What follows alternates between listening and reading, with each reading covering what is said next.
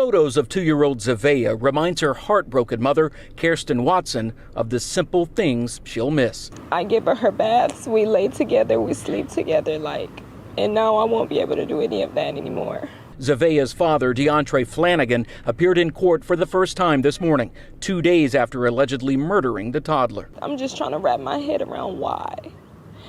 How could you do this to your little girl? Chow Wen is a trauma therapist with the GEM Wellness and Counseling Service. What an unthinkable tragedy that a child, a 2-year-old toddler, had to be weaponized as a result of domestic violence. The sheriff's office looking into its overall response surrounding this case, including the chase and the events leading up to it, including when deputies responded to the family home last week. This happened in a 5-day span, starting Wednesday night. The criminal justice system, law enforcement, prosecutors, they are there to protect survivors. Protective orders are meant to protect you, not to hurt you. In this case, it appears the system has failed this woman.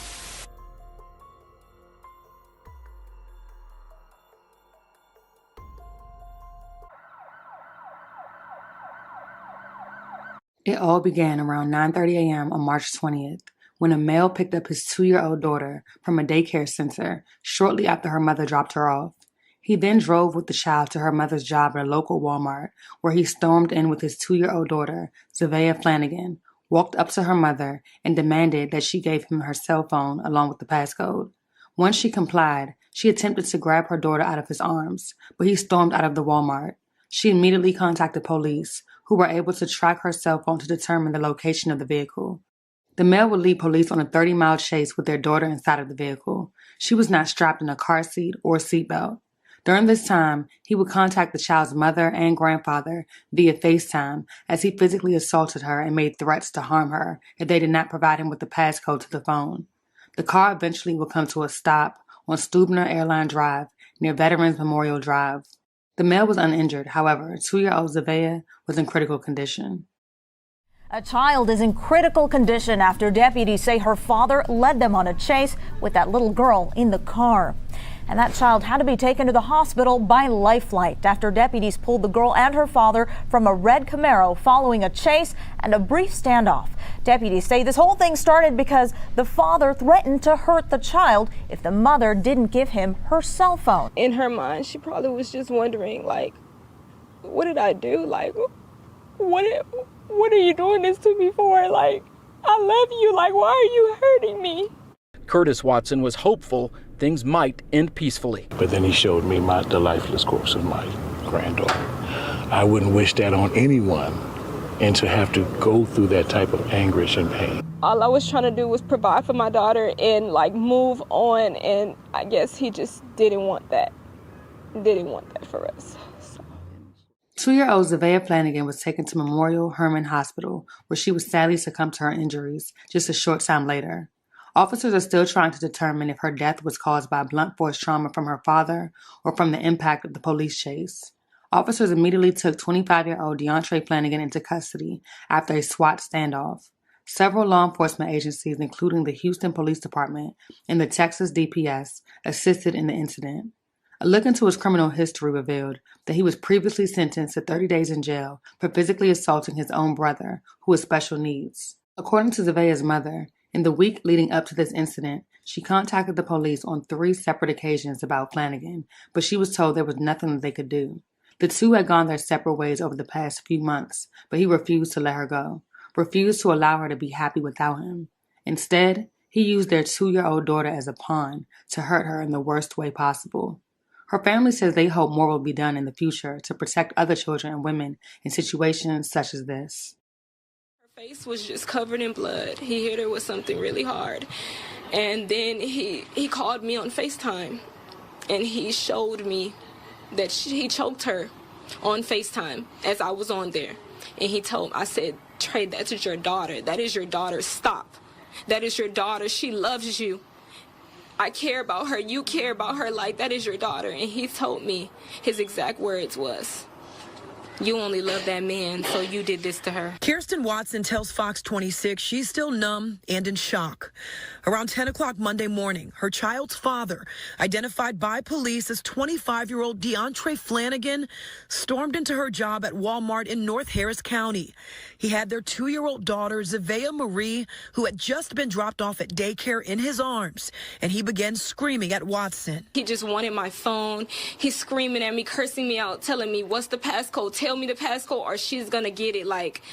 And I'm telling him the passcode, and I'm telling him over and over and over, but at the end of the day, I guess it just wasn't enough. After he took off with Zavea in hand, police say Flanagan took deputies on a 30-mile chase.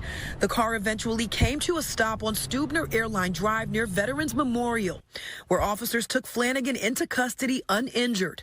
But little Zavea required CPR until life flight arrived. She died at the hospital. She was just such a happy baby, and I just know she's at peace. Watson says in the week leading up to this incident, she had to contact police on 3 different occasions about Flanagan, but she was told there was nothing they could do. The first day he took my child, like I was giving her a bath in the tub. He stormed in, and he took her out the tub. She wasn't even dressed, and he just took her out the house and drove away in a car. We've been going our separate ways. And I let him be, but he couldn't let me be. He couldn't let me be happy. He couldn't let me move on with my life. This family now sharing their story, hoping it helps someone else. And I wonder about how many others Zaveas is around the world right now, around the United States right now, that's having the same problem. That's in the city, that's in the state. It's my suspicion that Zavea died due to strangulation, which would not be the result of any sort of blunt force impacts that she sustained in the car driving with the defendant. Zavea's mother says she was just trying to end things with Flanagan, but is now left without her only child as well. 25-year-old DeAndre Flanagan is charged with murder and being held at the Harris County Jail. He was scheduled to appear in court the very next day, but waived his right to do so. His bond was initially set at $1 million, but was soon increased to $2 million once he appeared in court, with some even arguing that it should be raised to $5 million. He could be facing capital murder charges pending the results of an autopsy. The case remains ongoing. I want to run through the sequence of events as we know them. I want to emphasize that all of this remains preliminary, as there were a lot of moving parts. A lot happened earlier this morning, and so I want to just be clear that it's still preliminary, and we'll try to update as we go along. What we know is that approximately 10:15 a.m., an adult male went to a private daycare facility, removed his 2-year-old daughter. It's our understanding that he's the biological father. We haven't confirmed that. That's the initial information we received. From there, he proceeded to go to a retail store pretty close by, where he confronted the mother of the child and began making threats, asking for her phone, her passcode, with child in hand, and basically threatening to hurt the child if she did not turn those items over. She complied.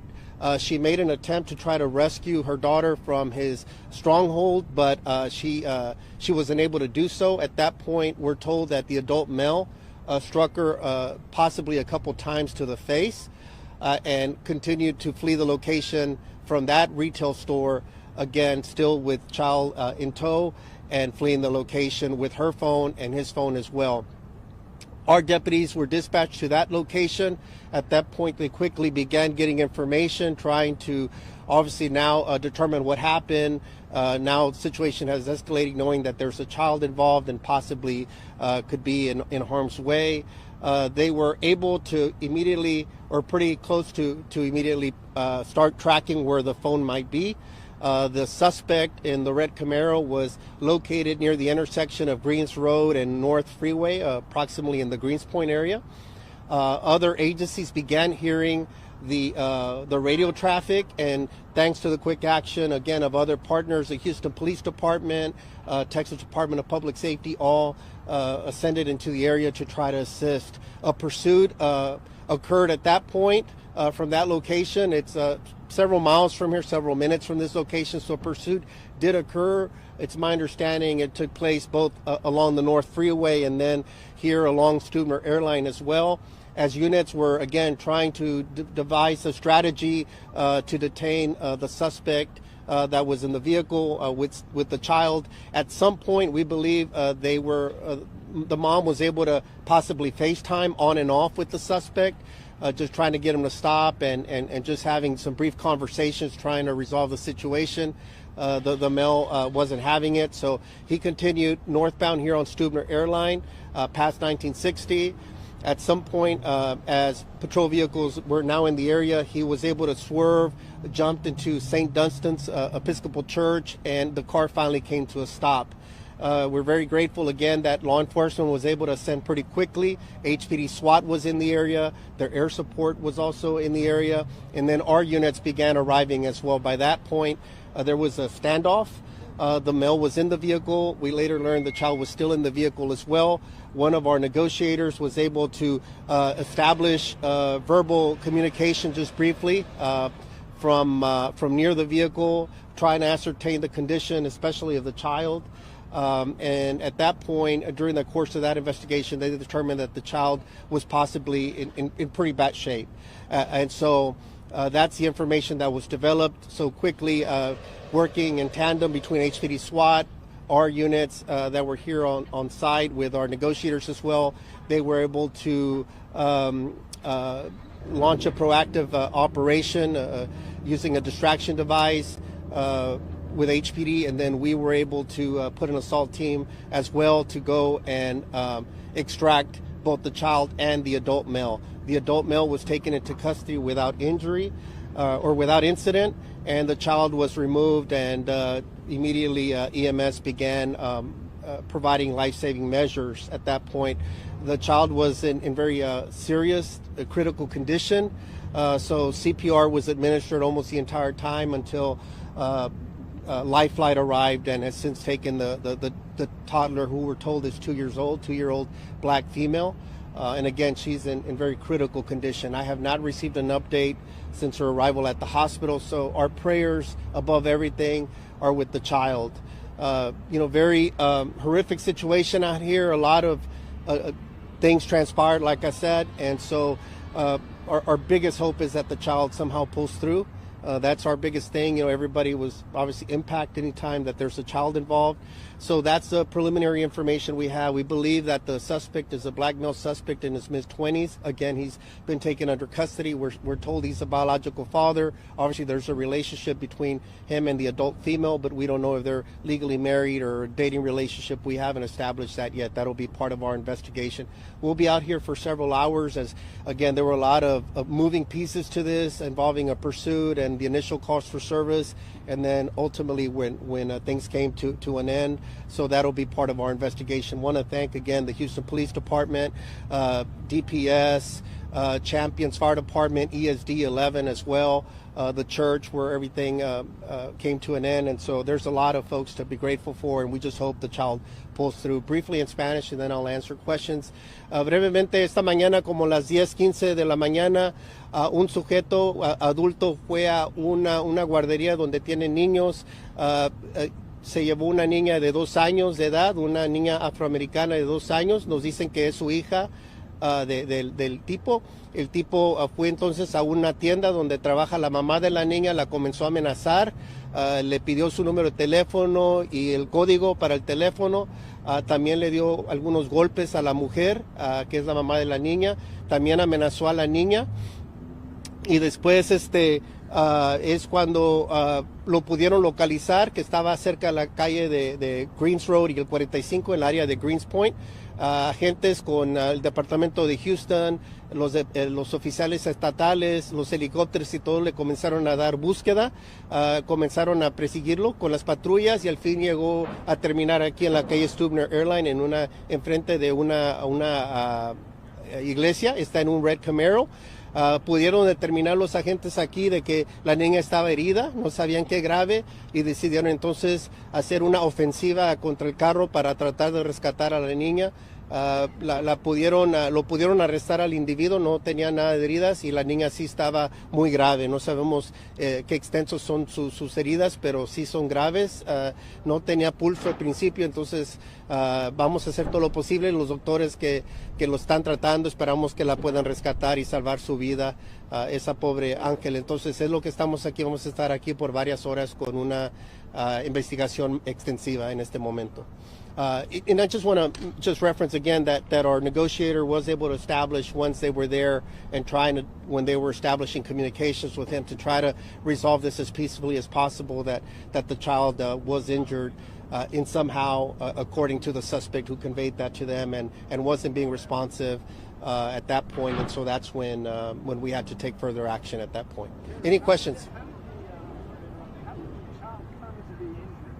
The initial information that we received again from the suspect was apparently that the child had, I'm paraphrasing here, had jumped around the car, during everything that had transpired, possibly struck her head and had bounced around. So I'm assuming probably didn't have a seatbelt or anything, and basically said she wasn't being responsive. So that's the information that we determined, we believe, from the suspect himself. Yes. He physically didn't hurt her. We don't know. That'll be part of, obviously, the main thing right now is trying to preserve life, and then we'll determine the seriousness of the injuries. There did appear to be some trauma to the body, but we don't know, again, if it was from bouncing around or what happened. But again, all those were, reckless decisions by the suspect in putting that precious child in a dangerous situation like that and taking her from the daycare center. He's the one that prompted everything that happened here today. Were there any weapons found? It's one of, he went to her workplace, the store where she works at. I don't have that store with me. I believe it was a Walmart store where she worked, where he approached her, went to her job. I believe she had just recently dropped off the child, or someone had dropped off the child at the daycare, and it was soon after, sometime after 10:15 more or less, was when he came to her place of work and confronted her there. So he doesn't have legal custody in any way? I don't know the connection at this point, other than we're told he's a biological father, but we don't know if they were estranged or there was some type of divorce or separation. We don't know how that went down or what the dynamics were involving the family. Sheriff, family said that there was an incident last week where he took the child and law enforcement was called, and both deputies and HPD responded to that, and they said that because he was the father, there was nothing they could do. Can you confirm, do you have any information on what had happened last week, and why was he just let go even though he may have taken the child? I cannot confirm. That's the first time I hear that point. That'll be an extensive investigation from here to kind of determine what happened before. It's not uncommon sometimes, especially when there's estranged couples or divorces going on, that law enforcement gets called out. But, again, sometimes it falls into being a civil or family matter. It just depends the nature of the information we received, and there's possible threats to the child. Sometimes we do not get involved, but we receive calls for service to locations regarding family disputes and stuff, and so a lot of it just depends if the child was in any danger. We don't know what information was conveyed, but that's the first I hear about that. We'll try to track that down and get more information about that previous incident. On West FM 1960. I don't have the exact address. I don't have the name. We'll get it. Yeah. Was there a weapon found?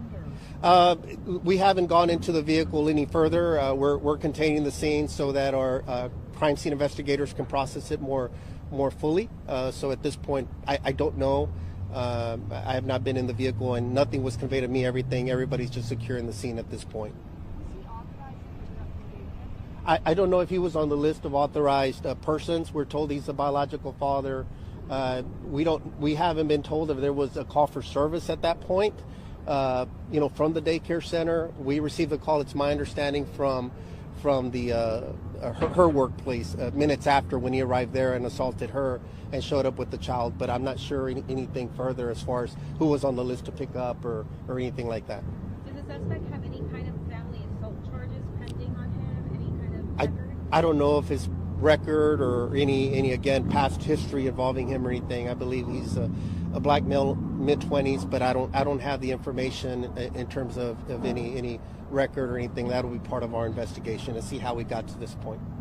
I guess how horrible is it that someone just uses their child to manipulate someone? It happens, I feel like, a lot. We see a lot of domestic violence incidents kind of like this. I mean, just awful situation as a father, as just a human being, for anyone to use a child, a precious, defenseless child of 2 years old. It just broke my heart to see her,